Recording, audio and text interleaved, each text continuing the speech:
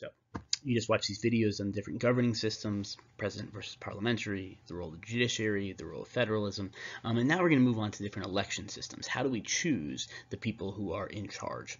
And what I'll be doing now is distinguishing between our system, which is a winner-take-all system involving single-member districts, I'll explain that, and proportional representation, which is much more common through much of Europe. So let's think of how the U.S. electoral system works. We are about to have a bunch of elections in November, and let's think about how we choose the members of our Congress. For example, the Senate. There are 100 senators that will be represented in Washington, D.C., 2 from each state, and for each one of those Senate seats, there is a separate election. Right? And we, therefore, will choose in Illinois in the upcoming election who will be Illinois senator. Right? There are also, every 2 years, 435 different races for the 435 different spots in the House of Representatives. We have all of these different elections. Now, I'll use the House of Representatives as the best example to make the point that this is a single-member district system. That is, there are 435 districts, and each one of those districts has one member representing it. It's not as if we have one election for the whole country and the top 435 people go to the legislature. It's not even like Illinois has an election and they elect the top 18 people get to go to Congress. Instead, we have 435 separate races.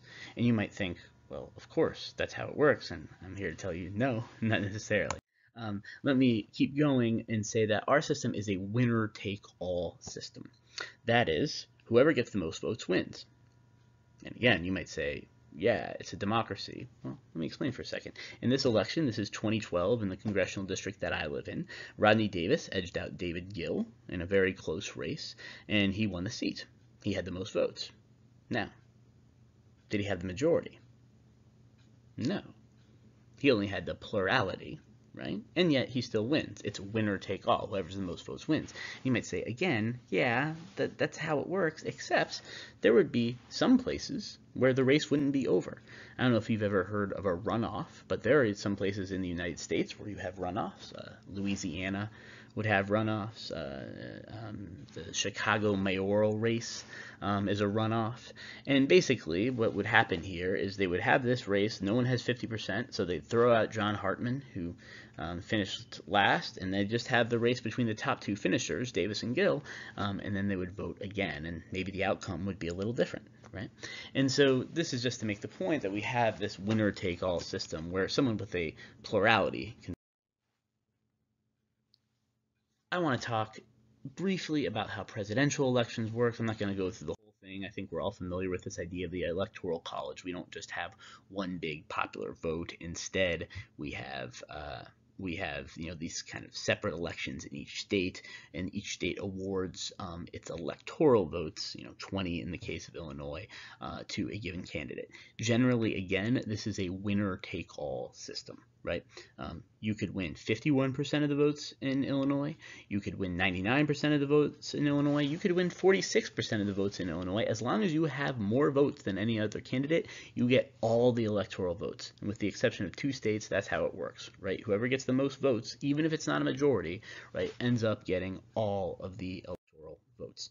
And as a result, as you might know, you can be the Electoral College winner and not necessarily be the popular vote winner. This has happened several times in American history, including in the 2016 election.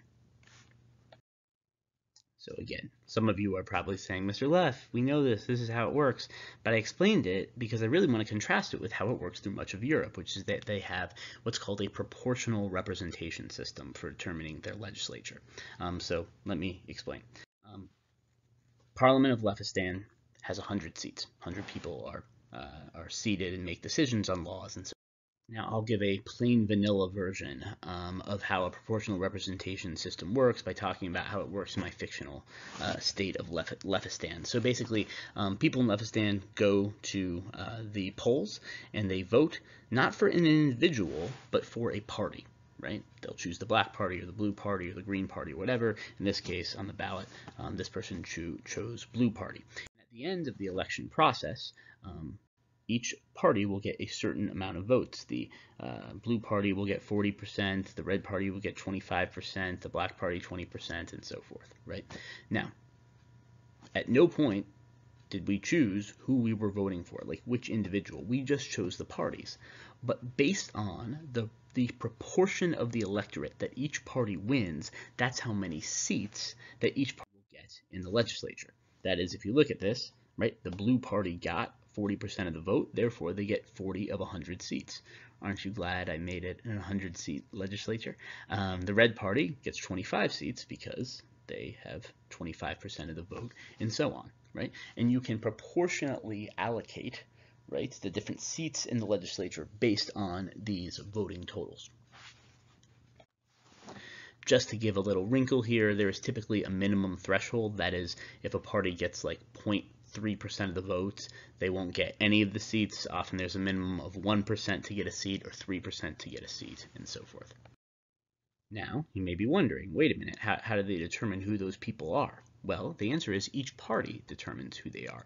That is, the blue party or the red party or the black party, the kind of leadership of that party will decide who the 40, 25, or 20 people are who fill those seats. So for example, let's imagine the Green Party, right? The Green Party won 5% of the vote, and therefore they get 5 seats in the left-hand parliament. Well, what they have is what's known as a slate. That is, the party is a sort of ranking of all their politicians. Number 1 is usually the party leader. So let's say Charlotte leads the Green Party. Congratulations, Charlotte. And then it's Nico, and then it's Minji, and then it's Arab, and so forth. And since they won 5 seats in the legislature, those 5 people get seated. Sasha and Elizabeth, sorry, you don't make the cut. Now, I actually want to make a point here. Notice that I did alternating boy-girl, right? I did Charlotte, Nico, Minji, Arab, and so forth. That's actually something that a lot of parties do in Europe, and what that does is guarantee gender balance in the legislature, right? They can make sure that they end up with a roughly equal number of men and women, right? And a party could make the choice to do that. Now, how do you choose who the executive is? As we talked about in the United States, we have this electoral college and this whole separate election. There's no separate election in PR systems, which are virtually always parliamentary. Instead, they choose a prime minister from members of the ruling coalition. So let's say that blue, white, and green form that ruling coalition. They would choose the prime minister. Again, I'll make sure it's me. And that's the way they would choose it. So in such a system, you would never directly vote on the prime minister. You wouldn't directly vote on any person in a lot of these systems. Instead, you just vote for the party, and basically whoever the most powerful party is ends up being in charge and having the prime minister. All right, so here is a map showing the world's election systems, and you can see that in orange are the single member district systems like what we have. In blue you have the parliamentary systems, and as you can see, you see that in a lot of Europe.